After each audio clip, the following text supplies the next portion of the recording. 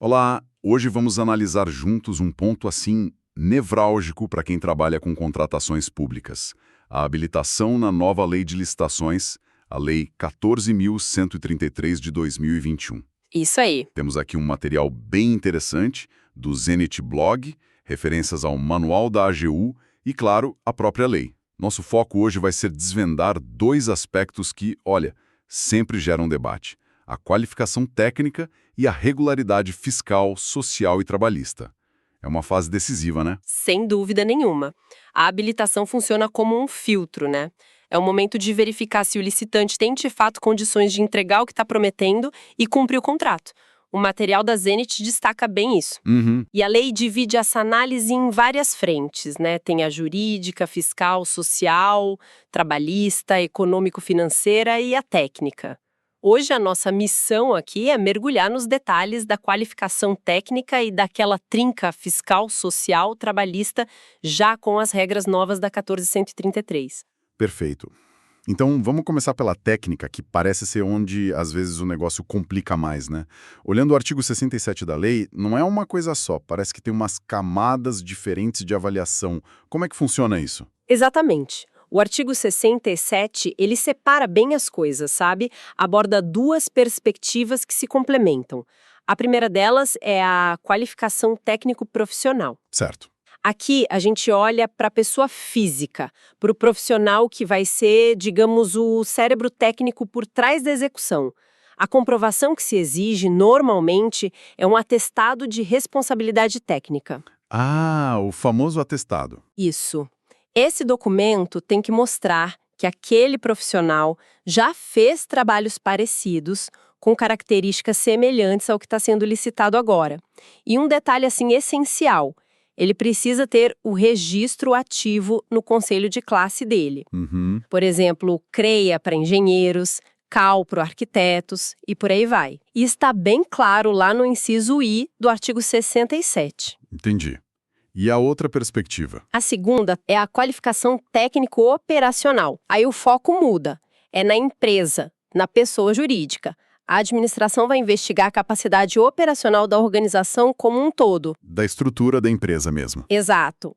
Isso significa apresentar certidões ou atestados que mostrem que a empresa como um todo já executou serviços ou obras que sejam similares, com complexidade igual ou até superior. Certo. Além desses atestados, pode ser que peçam para comprovar a estrutura física, o pessoal, tipo ter equipe técnica qualificada, instalações adequadas, equipamentos, e também o registro da própria empresa na entidade profissional, se a atividade exigir, claro.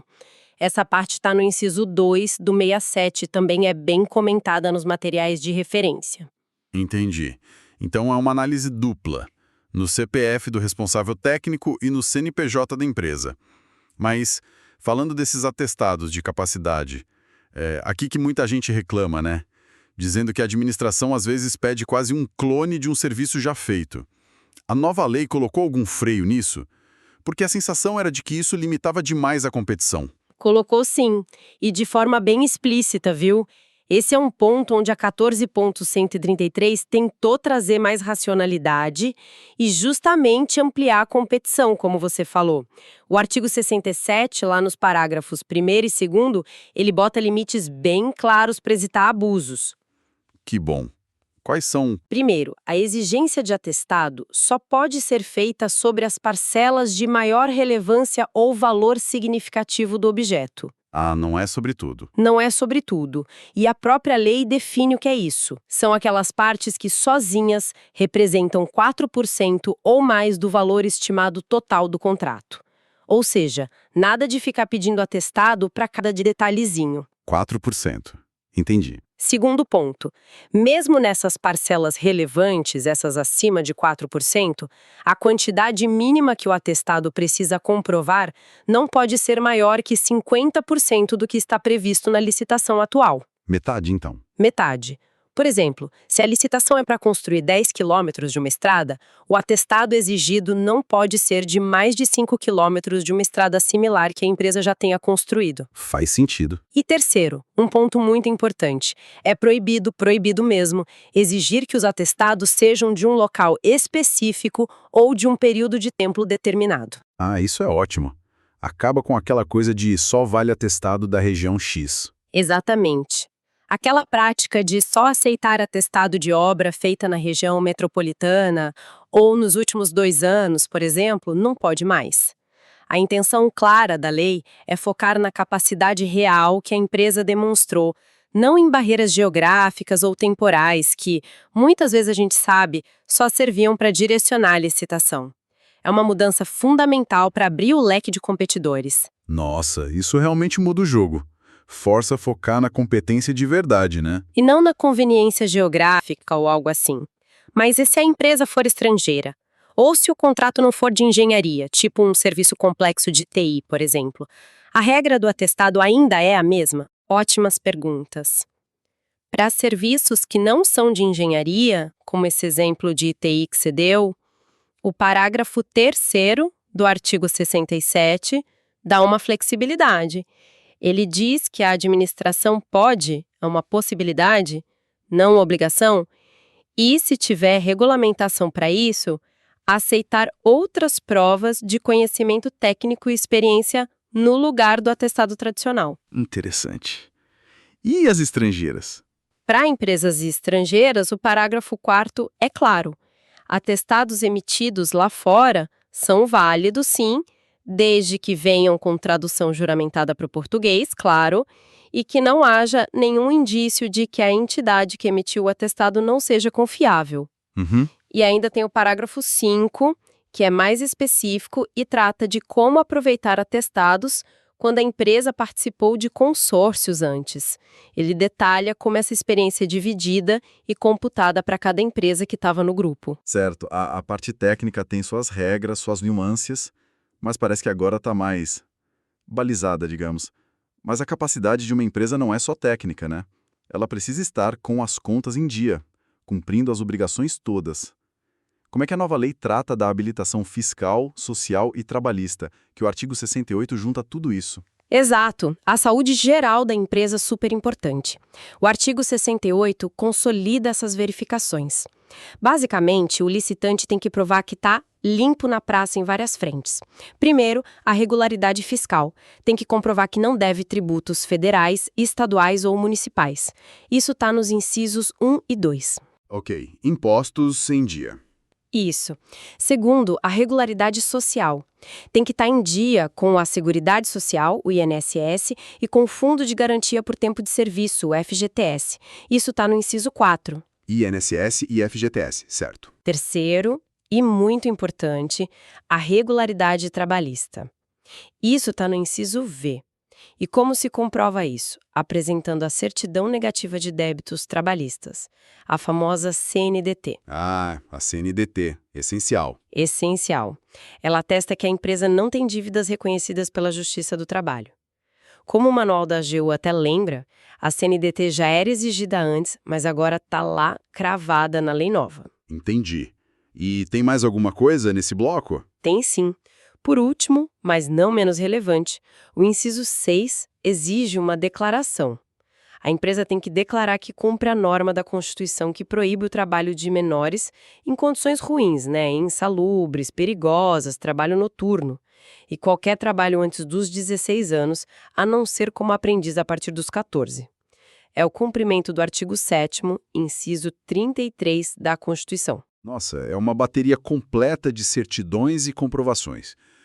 Mas fico pensando, isso é sempre assim tão rígido? Tem alguma situação em que a administração pode, sei lá, abrir mão de alguma dessas certidões, talvez para compras muito pequenas ou algo urgente? Tem sim. A própria lei, lá no artigo 70, no inciso 3, ela traz algumas exceções bem pontuais. Situações onde essa documentação toda pode ser dispensada, total ou parcialmente. Mas são casos bem específicos, tá? Quais seriam? Primeiro, nas contratações para entrega imediata. Sabe aquelas compras rápidas que não têm continuidade? Tipo, comprou, entregou, acabou? Ah, tipo pronta entrega? Isso. Segundo, em contratações de valor baixo. Especificamente aquelas que são inferiores a 1/4 do limite de dispensa para compras em geral. O material do Herbert Almeida até aponta que esse valor hoje estaria ali na casa dos R$ 14.300, mais ou menos. Um valor baixo mesmo. E terceiro, para contratar produtos que são destinados à pesquisa e desenvolvimento até um teto específico. Segundo um decreto citado no mesmo material, esse teto seria de uns R$ 343 mil. Fora isso, a regra geral é exigir tudo. E empresa estrangeira sem filial aqui. Ah, bem lembrado. Para empresas estrangeiras que não funcionam no país, o parágrafo único do artigo 70 diz que elas devem apresentar documentos equivalentes aos nossos, conforme o que o regulamento federal determinar. Entendi. São exceções bem delimitadas mesmo.